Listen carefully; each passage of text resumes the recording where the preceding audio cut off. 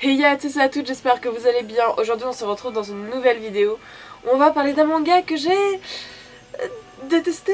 Ceux qui connaissent savent déjà de quel manga je parle. Parce que mon dieu, qu'est-ce que j'en parle. Je vais parler aujourd'hui de Swinging Lovers de Shino Suzuhara. Synopsis ? Synopsis.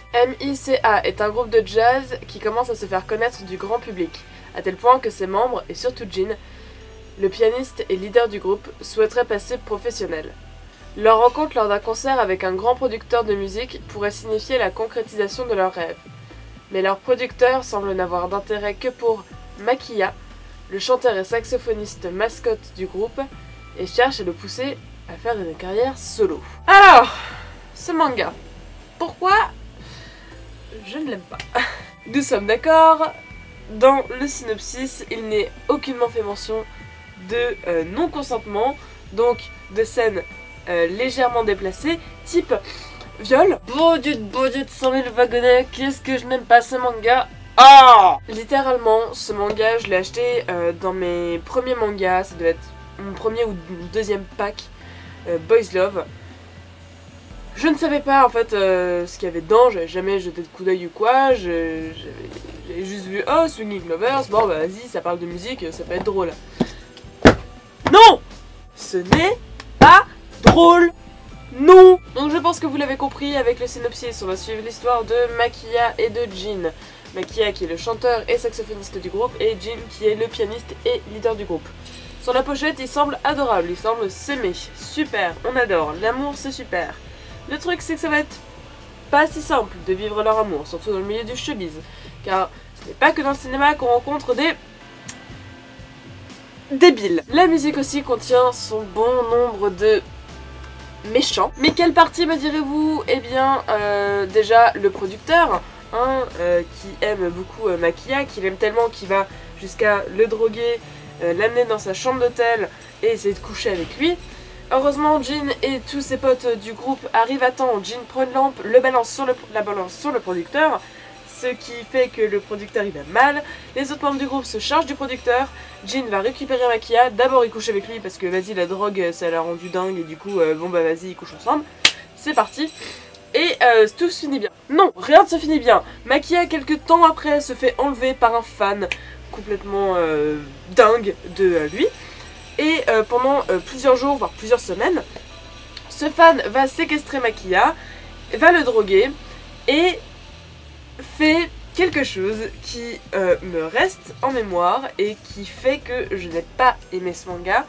Ça m'a... Alors je dirais pas traumatisé, mais ça m'a vraiment foutu mal au point que je m'en souviens encore maintenant alors que ça fait quoi? Ça fait des mois et voire peut-être un an que j'ai pas lu ce manga. Vous voyez la réaction chimique qui se passe quand on met un mentos à la menthe dans une bouteille de coca. Et ben imaginez ça dans... Cette scène est juste horrible, on voit juste la déchéance de Makiya qui essaye d'un côté de sortir de là. En gros à un moment il lui file une drogue et avec l'hallucination, Makiya voit Jin qui est l'homme qu'il aime et du coup le fan il est énervé parce qu'il voit Jin et non pas lui. Et du coup et il le frappe, il le viole, oh, c'est super, on adore. Allez. Heureusement, cette manga ne parle pas que de ça, alléluia. Oh, il nous parle aussi d'une petite histoire à la fin d'un des membres du groupe, enfin en gros le groupe a quelques années d'expérience derrière, il y en a un membre qui est parti et qui allait vivre sa petite vie tranquille. Et t'avais un autre membre du groupe qui était amoureux de ce fameux membre et du coup il va le retrouver, il voit qu'il a des enfants, il est pas bien et du coup il bade mais vas-y il est heureux donc voilà. Est-ce que je vous recommande ce manga? Est-ce que je vous recommande ce manga? Non. Enfin, sauf si vous êtes prêts à voir ce genre de choses, sauf si vous êtes prêts à voir un jeune garçon qui donne l'impression qu'il a 12 ans se faire violer les fesses par un fan et par un producteur. Alors c'est super. C'est triste parce que le mangaka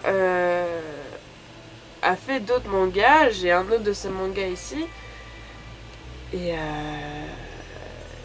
son autre manga est bien quoi. Ça me fait un peu chier.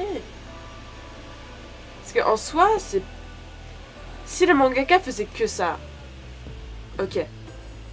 Là, le mangaka fait d'autres trucs que je considère mieux, et ça m'énerve. Hein, pour ça m'énerve. Alors je sais, certaines personnes aiment ce genre de manga, hein. Je ne kick-shy pas, pour moi c'était juste trop, il n'y a pas de trigger warning, il y a juste le pour public averti. Mais vous auriez peut-être pu mettre un petit attention viol, attention drogue. Bien sûr, je ne vous conseille pas ce manga pour commencer, hein. Vraiment, j'ai fait la... Je regrette en fait de l'avoir lu aussitôt. Je pense que si je l'avais lu un peu plus tard, peut-être que ça m'aurait moins marqué et je l'aurais moins détesté. Mais là, juste, je peux pas. Ne l'offrez pas à quelqu'un, si vous l'achetez c'est pour vous, l'offrez juste pas, genre vraiment. Sauf si vous connaissez vraiment la personne et que vous savez que c'est son style de manga et que c'est pas des trucs qui la dérangent ou quoi. Ayez bien conscience que ce manga, même si c'est juste des dessins, et ça c'est pour tous les mangas, une scène de viol, ça reste quand même une scène de viol. Même mal représenté, ça peut quand même faire un choc. Donc ayez ça en tête et ne vous dites pas forcément oui non mais c'est bon, ça va, c'est que des dessins, c'est que des personnages fictifs, ça devrait aller. Non, c'est juste non. Même si c'est des personnages fictifs ou quoi, genre une scène de viol, ça reste une scène de viol. Et les trigger warning, j'en avais déjà parlé dans une autre vidéo, le trigger warning n'est pas présent sur les mangas Boys Love. Et c'est super dommage. Parce que vraiment, tout est bien chez Boys Love, les mangas sont pas chers, les traductions sont très bien, les impressions sont très bien, les couvertures sont très bien, il y a un petit truc pour public averti, les mangas qu'ils éditent sont bien, mais ils mettent pas de trigger warning et c'est vraiment dommage. Après, est-ce que je vous conseille d'aller acheter en convention et non pas sur le site? Oui et non. Le site il peut faire pas mal de réductions. À un moment ils avaient fait une réduction à 10 € le pack au lieu de 20 €, ce qui est énorme. Genre 10 € les 5 mangas, c'est trop bien. Mais en convention, tu peux avoir un contact direct avec les personnes qui s'occupent de les vendre. Et puis surtout tu peux feuilleter les mangas. Chose que du coup tu ne peux pas faire sur le site. Même si tu peux en acheter certains en numérique, tu les achètes quand même.